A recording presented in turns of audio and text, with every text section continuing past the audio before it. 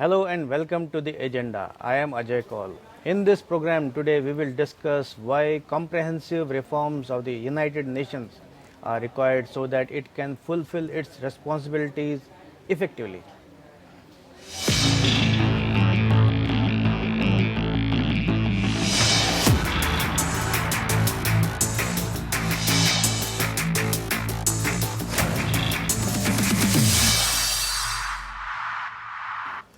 The United Nations, which is 75 years old now, needs reform to meet the challenges of today. This is what Prime Minister Narendra Modi said in his address to the world body today. This is, however, not the first time that India has sought reform of the global body, especially the United Nations Security Council.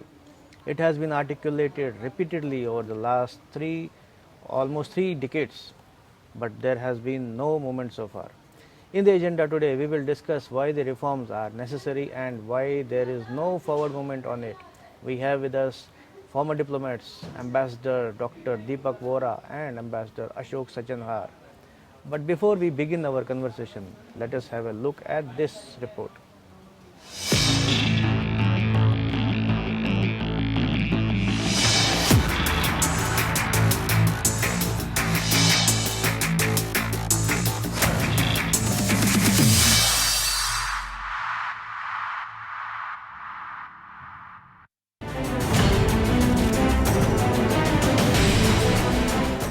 Prime Minister Narendra Modi today made a strong pitch for reform of the United Nations, which marks its 75th anniversary. He said the original aim with which the United Nations was founded still remains incomplete. Addressing the high-level meeting of the United Nations General Assembly via video conference, PM Modi said the world body needs reformed multilateralism to address today's challenges. He said the UN faces a crisis of confidence without comprehensive reforms, and today's challenges can't be fought with outdated structures. PM Modi was only articulating what India has been stressing for over 3 decades, that the UN needs reform to reflect present-day realities. India's contention has been that the world has changed immensely since the UN was founded in 1945 after the end of the World War II. The challenges are new, but the architecture of the United Nations is very old and outdated. There is an urgent need to expand the UN Security Council, which right now has only 5 permanent members with veto power. There has been a proposal pending for decades for including India and some other countries as permanent members in the expanded Security Council. But because of regional politics, this proposal has been hanging fire. The UN has also failed to rise to the occasion when it comes to the serious challenge posed by global terrorism. A proposal for comprehensive convention on international terrorism, mooted by India in the 90s, is still pending because of the ridiculous excuse of differences on the definition of terrorism. As a whole, the United Nations is no more relevant in the present-day world as far as the objective of its founding is concerned. Bureau Report. Now let's welcome our guests, Ambassador Sajanhar and Ambassador Dr. Deepak Vora from the US. So welcome to the program, sirs. So my first question, Mr. Sajanhar, is you must have heard a Prime Minister saying about the relevance of the United Nations. So what do you think is the relevance of United Nations in today's world? You see, the world is experiencing a large number of challenges. The United Nations, as you mentioned yourself, now is 75 years old. It was established in the aftermath of the Second World War. Right. And preceding that, within 20 years, there had been 2 world wars.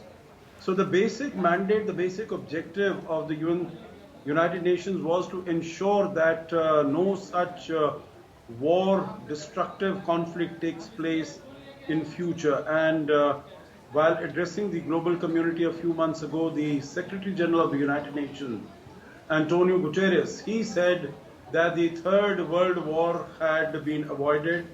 No such major war between the big powers had taken place. But of course, there are a large number of small conflicts and medium-sized conflicts. So I think that is definitely something we have. Conflict in Afghanistan, in Iraq, in Syria, in Africa, so many places. So that is a challenge that the United Nations needs to deal with. There are other challenges. There are challenge of climate change. Right at the moment, there's the challenge of dealing with the coronavirus pandemic. That is the worst crisis that the world has faced for the last more than 75 years, maybe a century. And the United Nations has really not been able to handle it effectively. Then terrorism is a huge challenge. Poverty, disparity between nations, education, healthcare. There are a large number of challenges that confront the world, and the United Nations has the responsibility of dealing with them effectively. Ji. So let me turn to Dr. Vora. Dr. Vora, Prime Minister Modi also said that the UN faces the crisis of confidence if there are no reforms are not undertaken. So how do you see that statement? Thank you very much, Mr. Cole, for this opportunity to interact with a person of your knowledge and wisdom, and also with Ambassador Ashok Sajjan. It's a pleasure. Answer your question somewhat indirectly. The theme of the United Nations General Assembly meeting in its 75th level, the people want the UN we need. We do not have the UN we need. And then it's been very basic. With about 50,000 staff, US Army Peacekeeping Operations, 15 specialized agencies that are legally independent. 72 peacekeeping operations since it started, 14 are ongoing. Began with 51 members, sir. Today we're 193, almost 4 times as much. Now we have, they have established several programs over the years. The main idea was to to protect people from the scourge of war. Have we succeeded? Not at all. There have been conflicts involving Russia, there have been conflicts involving China, there have been conflicts involving the United States, Britain, France, all the so-called great powers. They have not been fighting each other as they did in the First and Second World War, but they've been fighting others.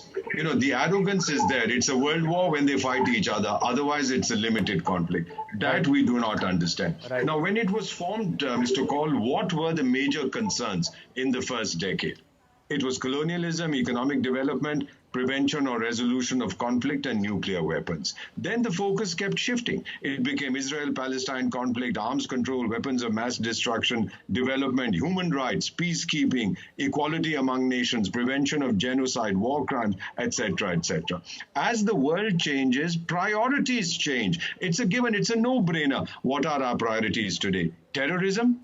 Climate change, sustainable development, and after the Chinese virus, pandemics.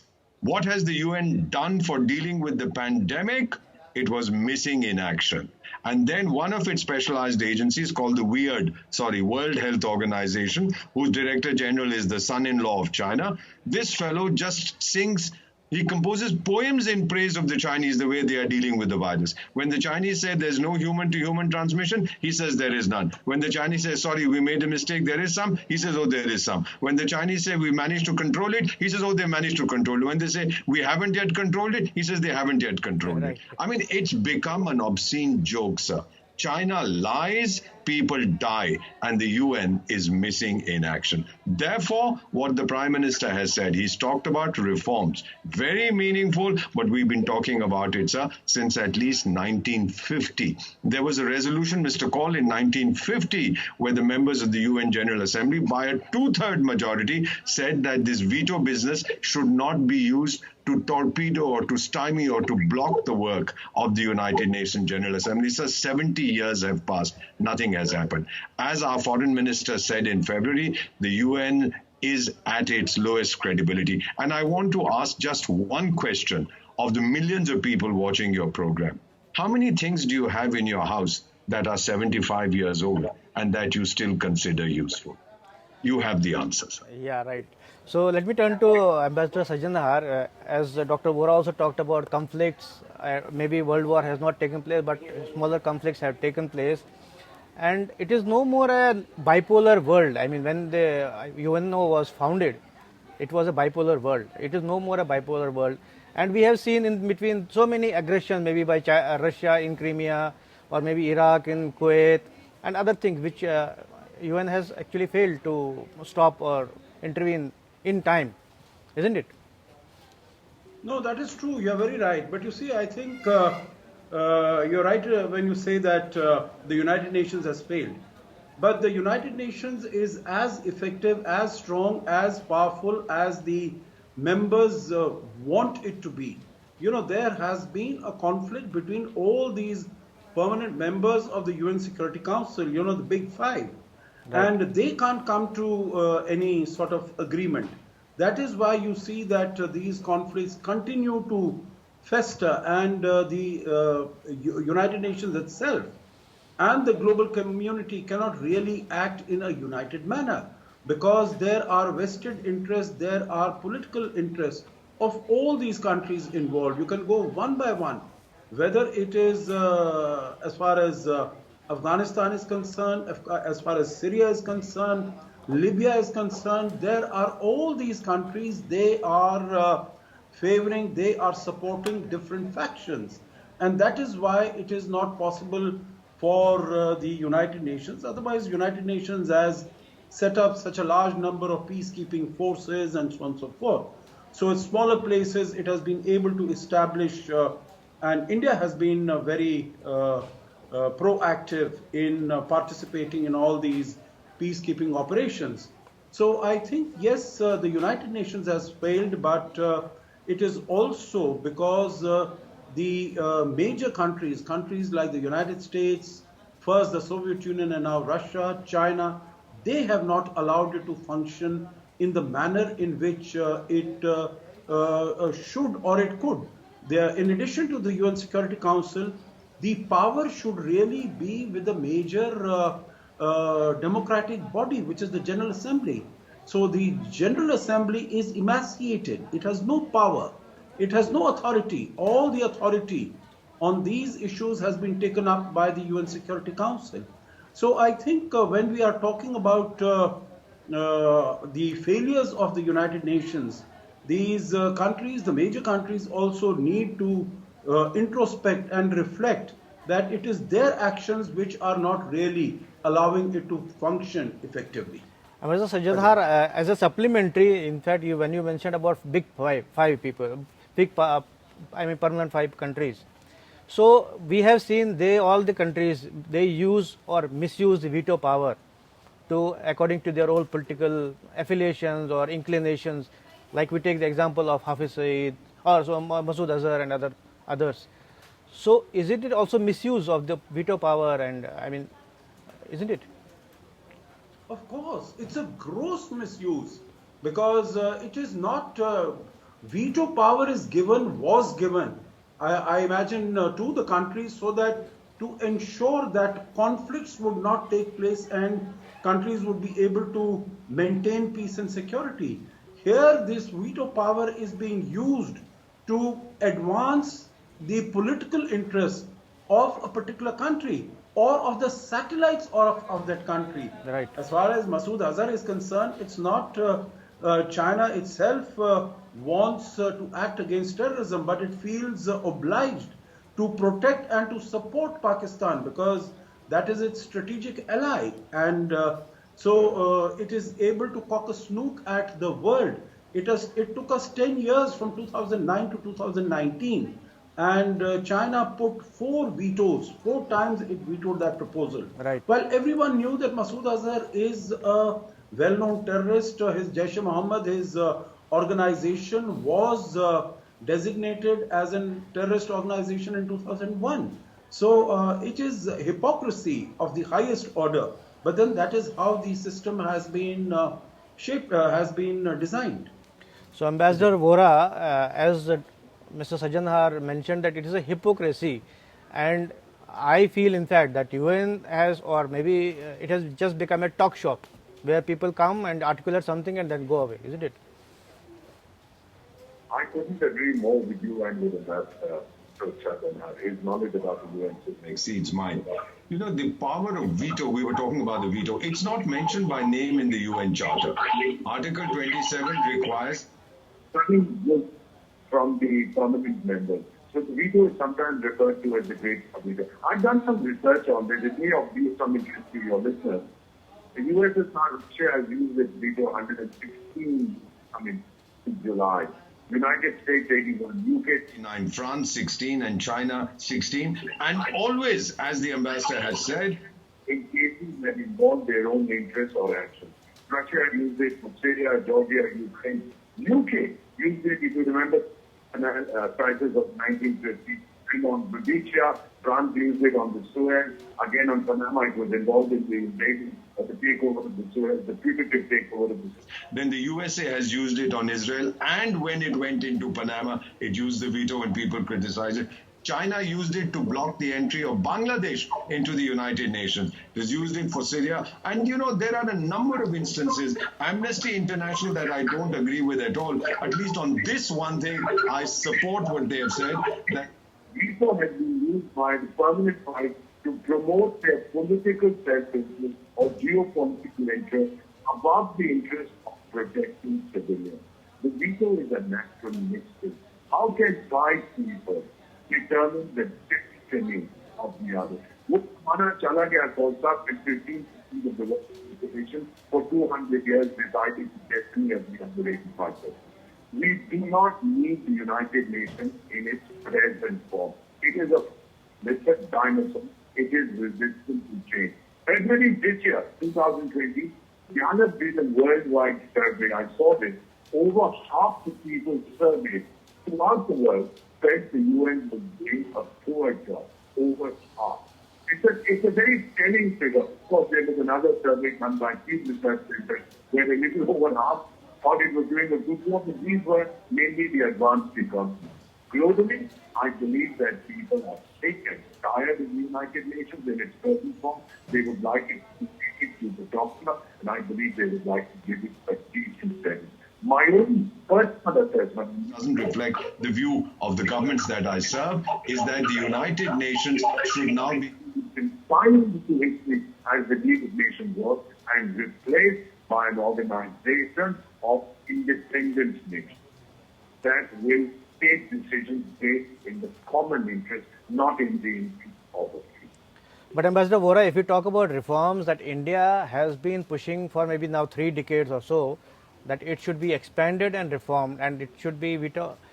In fact, there was a group called G4 which India had formed, and it had some momentum in initial days, but now it appears to have disappeared somewhere. So where does it lack? It comes and goes. There is momentum at some time when somebody talks about something and everybody gets very excited. There is talk of expanding the UN Security Council. Now the countries that are considered candidates in India at the time, Jammu, Brazil, all have their reports. And as far as we are concerned, our neighbor to the west and our neighbor to the east, they never agree. No one, Mr. Paul, gives up the privileges that they have. Otherwise, what right do France and the United Kingdom have to be considered hyperpowers or superpowers or even great powers? I mean, militarily, we are stronger than them. Economically, we have a larger base. Demographically, look at the size of our population.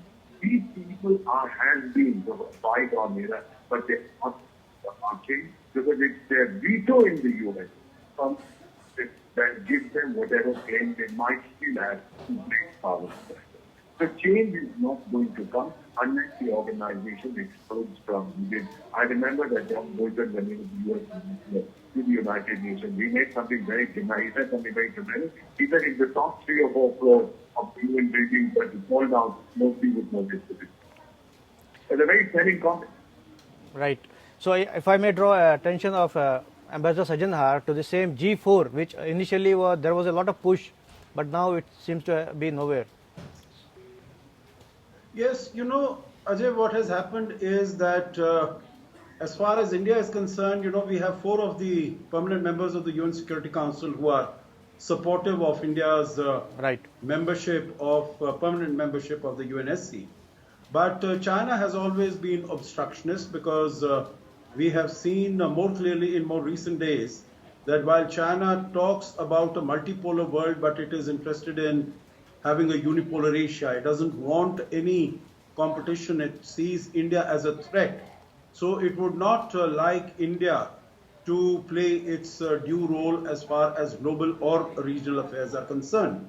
That is why China has been blocking India's entry, and it has been giving all types of specious and fallacious arguments that there needs to be a consensus built up.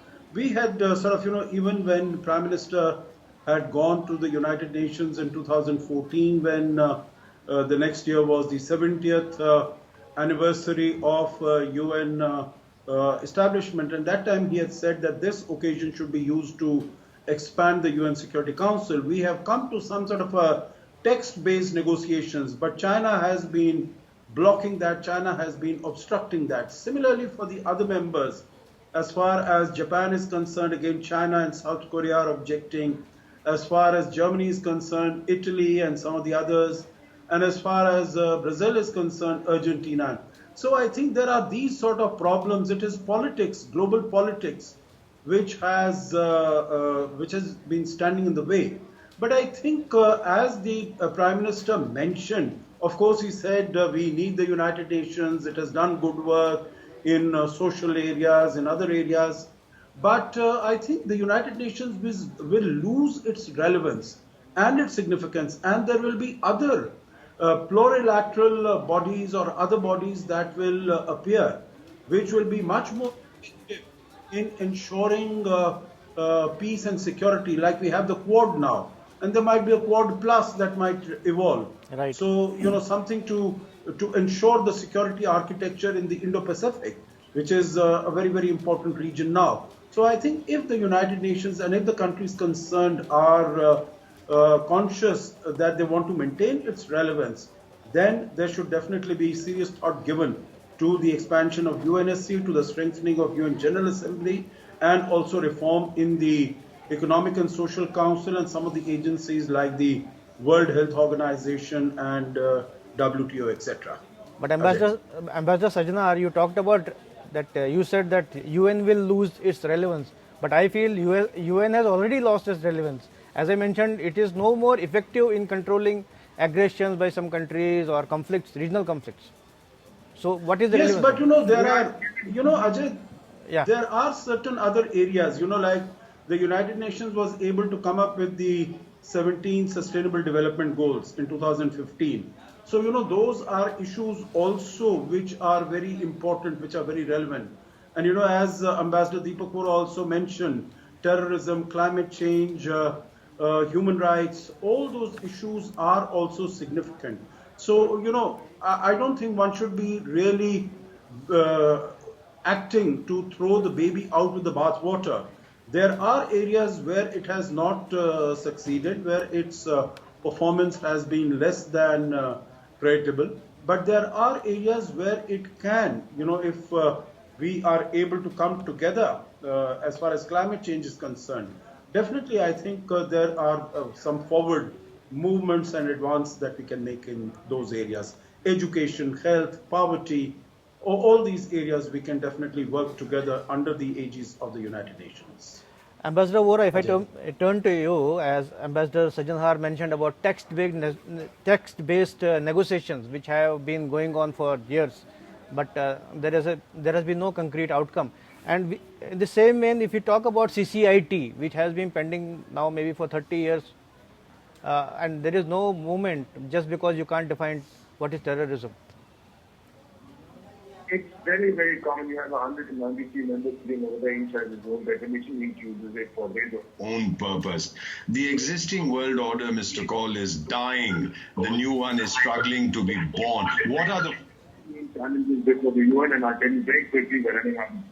Number one, defining the need of changing power equations. Number two, there is restlessness in the world. So how do you manage the transition from a Western dominated world to a more equitable one? Third is to create a global order that will start terrorism. And fourth, save our planet from mutation. Remaining resources for the benefit of everybody. On all four counts, the UN has been a dismal failure. Speeches are made, but the speeches are for the domestic audience, for the record. I'm right now in New York. I live not far from UN headquarters.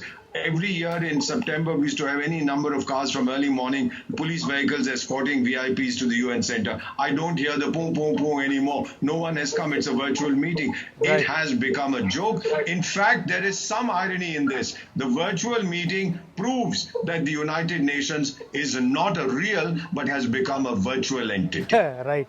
And also, if you talk about uh, Pakistan misuse of UN platforms, Dr.